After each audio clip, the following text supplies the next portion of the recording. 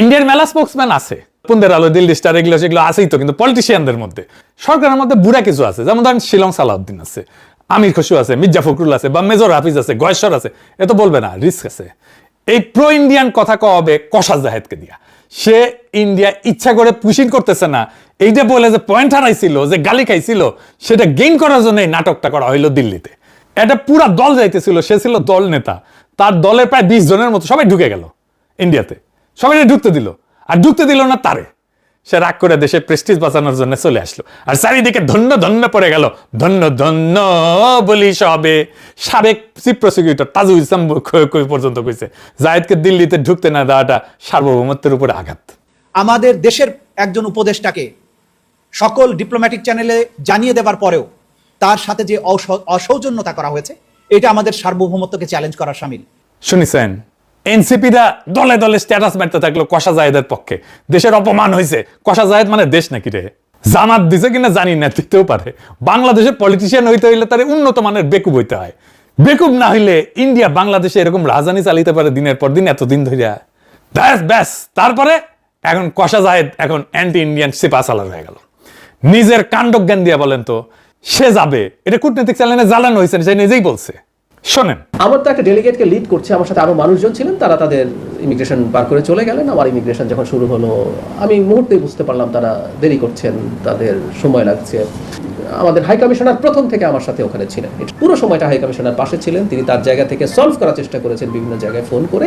এই রাষ্ট্রের, আমি আবারও বলছি, ব্যক্তি না, আমি এই রাষ্ট্রের একটা পদে আছি, সেই পদের প্রতি যে সৌজন্য সেটা ল্যাক করেছে বলে আমার মনে হয়েছে, যে আমি ম্যালট্রিটেড হয়েছি, আমার সাথে সঠিক বিহেভ করা হয় নাই। কারণ আমি যখন যাব এই তথ্য জানানো হয়েছিল। শুনেছেন, হাই কমিশনার নিজে উপস্থিত আছে এয়ারপোর্টে, ওর নামে নাকি কালো তালিকা হয়েছিল কি না কে জানে, কিন্তু ইন্ডিয়ান মিডিয়া নিজেই বলতেছে সেই কালো তালিকা থেকে বাদ দেওয়া হয়েছে তার নাম। তাহলে তারা আটকাবে কেন? কোনো কারণ আছে?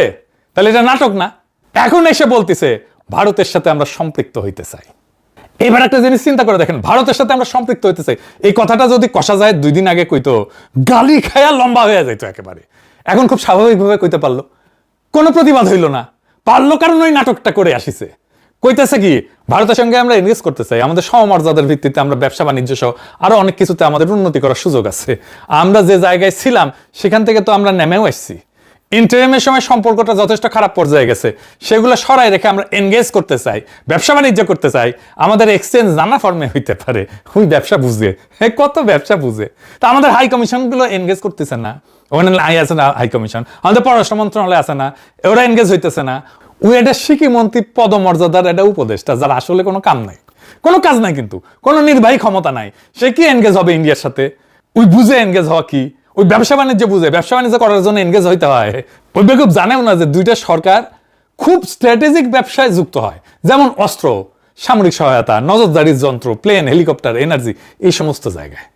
বাকি ব্যবসা কি সরকারের উপরে নির্ভর করে বসে থাকে নাকি? এটা বেকুব, বালজিয়ান। চাল ডাল আটা তরকারি মশলা এগুলো কি সরকারের উপরে নির্ভর করে? যেখান থেকে কম পাবে সেখান থেকে ব্যবসায়ীরা কিনে আনবে।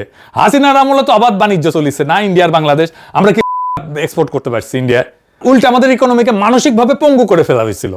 আমরা আমাদের চাহিদার চাইতে বেশি পেঁয়াজ উৎপাদন করি, তাও বাংলাদেশের মানুষ মনে করতো ইন্ডিয়ান পেঁয়াজ ছাড়া আমাদের রান্না হবে না, আমাদের রান্নাঘর বন্ধ হয়ে যাবে।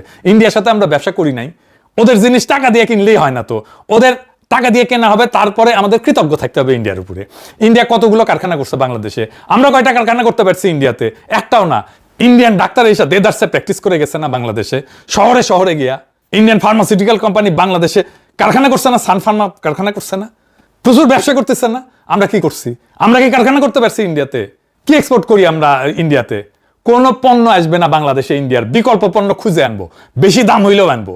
আর কষা জায়েদকে ক্যানের দায়িত্ব নিতে হয়েছে, ওরা কে দায়িত্ব দিছে? ওই কোন আসছে, ওই কোন হরিদাস পাল আসছে? হাসিনার মতো একেবারে ইন্ডিয়া পেটে দিমো। ফুন্দের আলো আর দিল্লি স্টারে গিয়ে আবার কান্নাকাটি করে এই কষা জায়েদ। মানে বুঝেছেন তো, সব ইন্ডিয়ান রসুনের কিন্তু ফুন্দের আলো আর দিল্লি স্টার। উটি যে যাবি, সে যে জামাত হোক, এনসিপি হোক, বিএনপি হোক, যেই হোক, মনে রাখবেন ওই লোকের, ওই পলিটিশিয়ানের টিক্কি বান্ধা আছে ইন্ডিয়ার কাছে। খেয়াল রাখবেন, কে যাচ্ছে পুন্দের আলো আর দিল্লি স্টারে, তারা কখনো বিশ্বাস করবেন না, যেই দলের হোক না কেন, যত বড় নেতা হোক না কেন।